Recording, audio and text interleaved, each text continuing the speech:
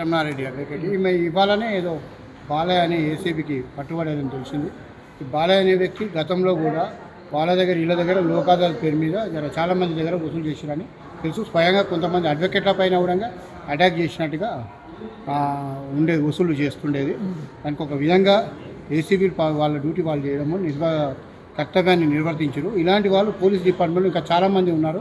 వాళ్ళని ఒక్కరొక్కరిని ఏరేసుకొని, ఎందుకంటే ఈ 41 నోటీస్ విధానాన్ని చూసి ప్రతి ఒక్కరూ స్టేషన్ బెయిల్ అని అడ్వకేట్లను కించపరుచుకుంటూ వాళ్ళు వసూళ్ళకు తీరు.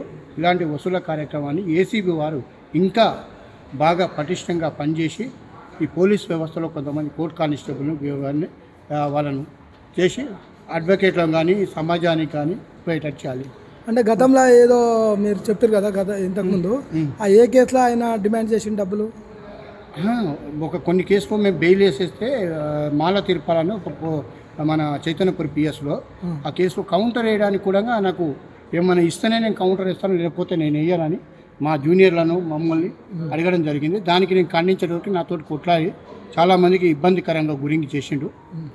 ఒక విధంగా బాలయ్య ఈ విధంగా ఏసీబీకి పట్టుబడడం కరెక్ట్. అదే ఏసీబీ వాళ్ళు చేసింది కూడా న్యాయమే.